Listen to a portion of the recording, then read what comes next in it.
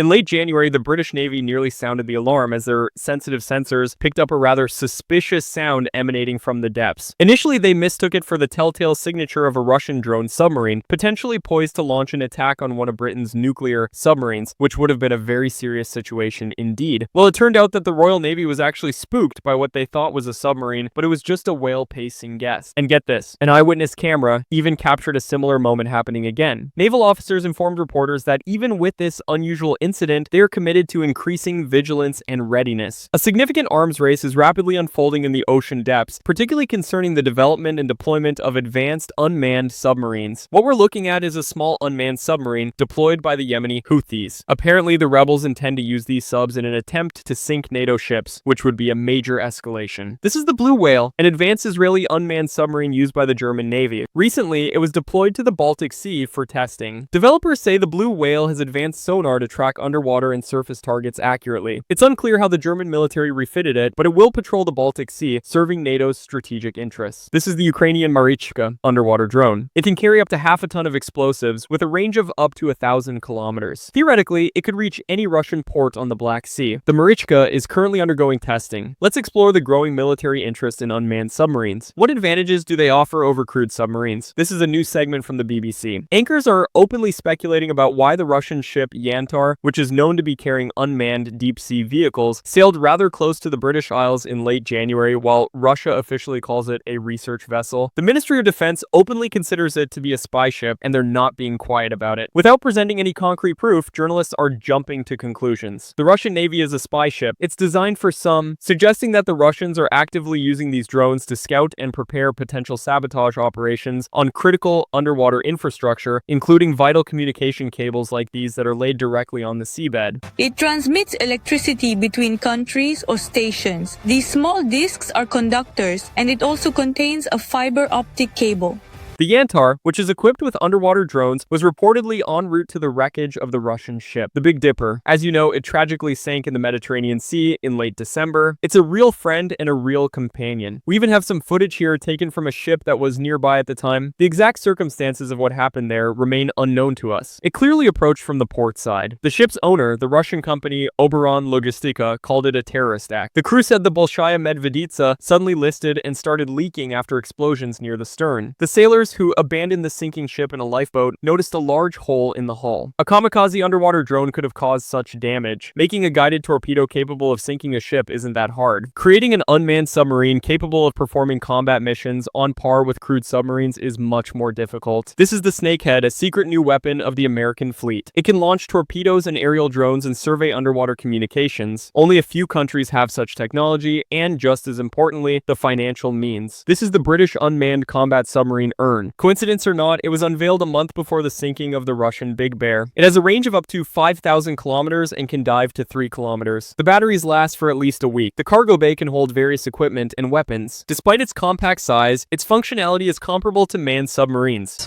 Any submarine, first of all, needs corridors for passage, right? It needs a company, it needs cabins, it needs storage, refrigerators. It even needs a room, a psychological relief cabin, and so on and so on. All this, of course, is not needed on automatic machines. Thus, you can, firstly, reduce the volume sharply and many times over. Secondly, you can... Okay, so if we reduce the space needed, that means we can carry more fuel and batteries. Is that correct?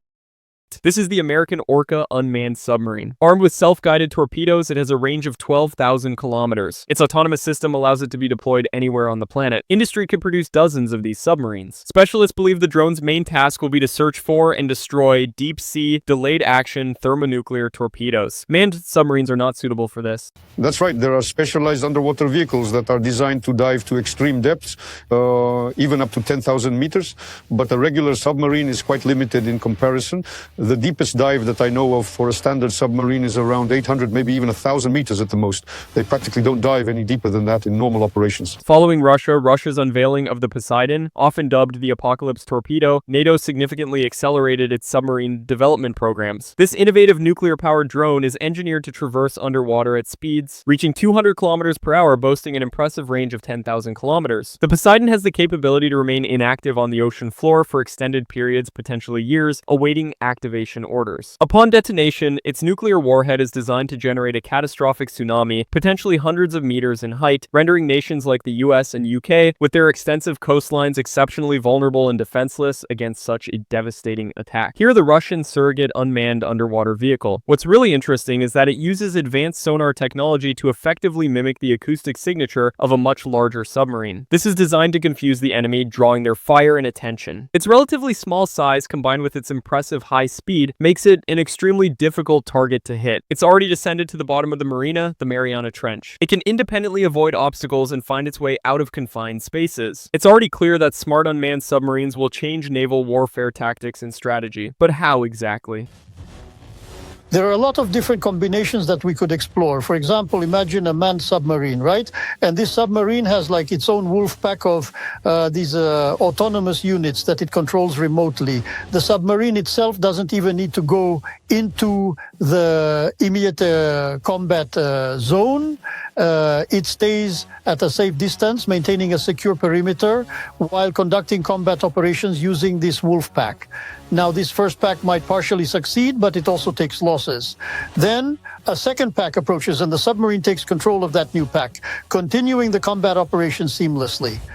Chinese engineers are pushing marine drone tech, showcasing multi-environment drones. Launched from a submarine, these advanced drones can remarkably launch from a submerged position deep underwater. There are several ways to detect a submarine. The easiest way is to spot its surface. It's visible even from space. Here's the Russian nuclear submarine Belgorod, as seen by NATO satellites. The optics see not only the boat itself, but also its wake. That's right, submarines become visible at night when passing through glowing plankton. The movement creates bioluminescence, leaving a bright, visible trail. It's quite a sight, but also a potential giveaway. That's right, an anti-submarine helicopter is equipped to detect a submerged submarine. It uses a sonar buoy, which is lowered into the sea on a cable to achieve this detection. Once we have the submarine's coordinates, the K-27 helicopter can attack with bombs or torpedoes quickly. Indeed, this represents the newest Russian anti-submarine missile technology, capable of being launched from a standard torpedo tube, or, alternatively, dropped directly from an aircraft. The advanced Tri-M anti-submarine missile boasts a cutting-edge acoustic homing head designed with enhanced interference protection capabilities. This allows it to effectively detect enemy submarines at an impressive range of up to 2.5 kilometers. Missiles in the APR series are widely regarded as some of the most formidable and effective anti-submarine weapons currently available. From the moment of initial target detection to complete destruction, the entire process takes no more than 2 minutes, ensuring a swift response. These advanced sensors are a wake detection system. They identify submarines by analyzing the unique trail of swirling water and disturbances left as they move through the ocean. The way light bends and refracts is different in turbulent water compared to calm water, and advanced sensors are designed to detect these subtle differences. Unmanned submarines are hard to detect. Their small size, long submersion time, and ability to lie in wait make them incredibly difficult to locate and track. Take Russia's Clavison, for example. It's quite capable of this. They actually call it the younger brother of Poseidon, which is quite a name. This 6-meter, 4-ton vehicle is really something, and it can operate effectively in shallow waters or even rivers, functioning as both a scout and a strike drone.